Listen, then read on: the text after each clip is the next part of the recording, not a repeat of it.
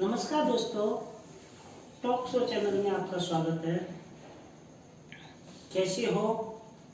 I hope आप सब लोग अच्छी तरीके से होंगे। आज हम इस चैनल के माध्यम से एक महान कवि कालिदास के बारे में चर्चा करने के लिए जा रहे हैं। सभी लोगों ने कालिदास का नाम तो सुना ही होगा। कालिदास बचपन के में बहुत ही मंद बुद्धि के बच्चे थे। पहले वो अपने स्कूल आते थे। अध्यापक गुरुकुल में उनको कुछ भी पढ़ाता था, लेकिन उनके सर से बाउंस हो जाता था। उन्हें कुछ नहीं पता रहता था कि क्या पढ़ाया क्या नहीं पढ़ाया। इस तरीके से वो बार बार क्लास में टीचरों से दंडित होना, पिटाई होना, यही चक्र चलता रहता था। एक दिन गुरुकुल के एक टीचर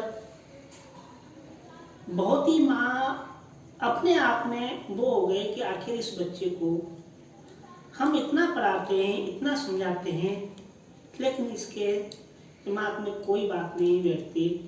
ये कुछ नहीं करता है, आता है जाता है और यहाँ पर हर किसी से पिटता है, हर क्लास के अंदर पिटता है। तो कालिदास को पिटाई करते वक्त एक टीचर ने उसके हाथ को देखा। हाथ में उसकी हस्तरेखाओं को पढ़ने की कोशिश की तो अध्यापक देखता है कि आखिर इस बच्चे के हाथ की हस्तरेखाओं में पढ़ाई की रेखा तो है ही नहीं। हम भला क्यों इतने दिनों से इसको पीटते चले आ रहे हैं।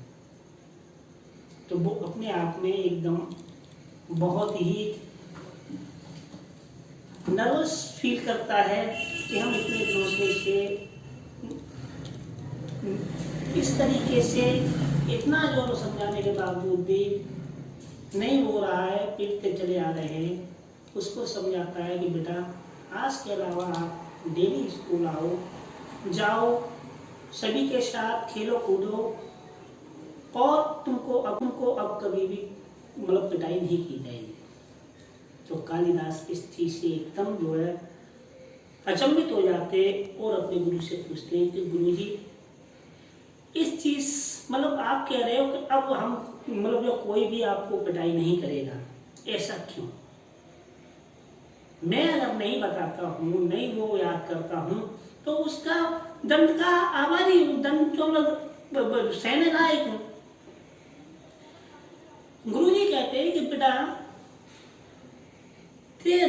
तेरे हाथ को हमने पढ़ के देखा, तेरे मस्तिष्क की रेखाओं को देखा, तेरे जीवन में पढ़ाई नाम की कोई हस्तरेखा नहीं है।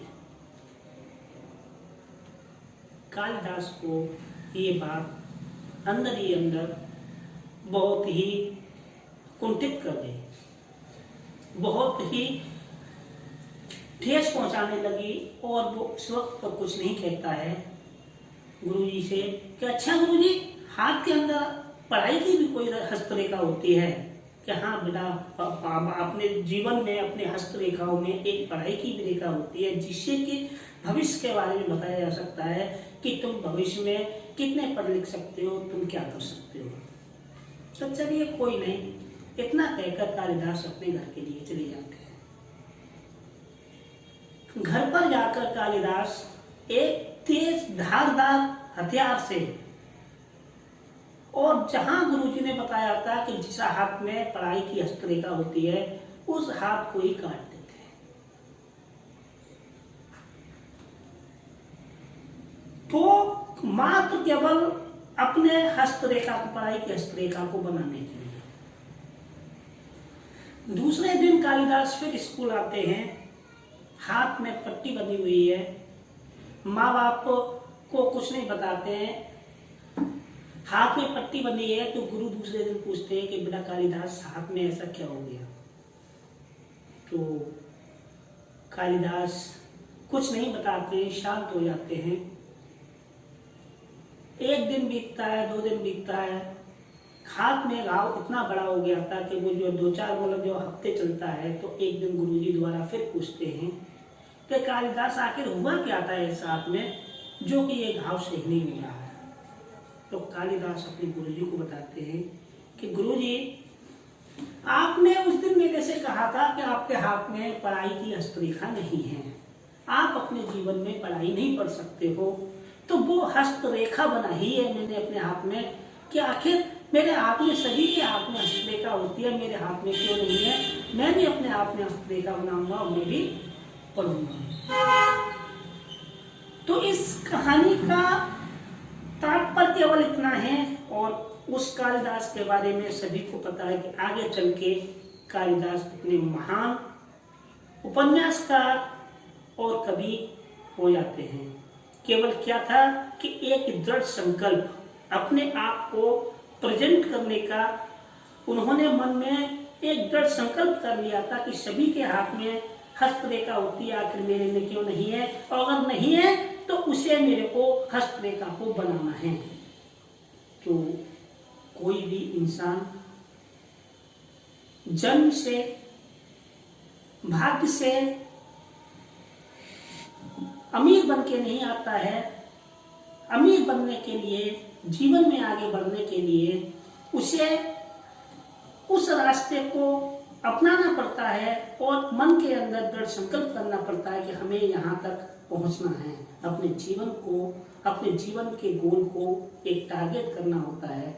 वही कालिदास ने किया, गुरु की एक छोटी सी बात को माइंड करते हुए कि आखिर मेरे हाथ में हस्तरेखा क्यों नहीं है। तो कोई भी काम असंभव नहीं है अगर मन में दृढ़ संकल्प हो कि मैं ये काम करके रहूंगा।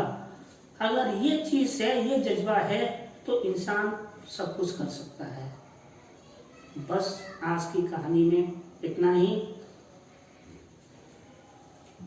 अगर आप लोगों को मेरी कहानी अच्छी लगी हो तो please like, share and subscribe करें। इस प्रकार की कुछ छोटी छोटी रियल लाइफ से रिलेटेड आपको जानकारी देते रहेंगे। आपके प्यार के लिए धन्यवाद।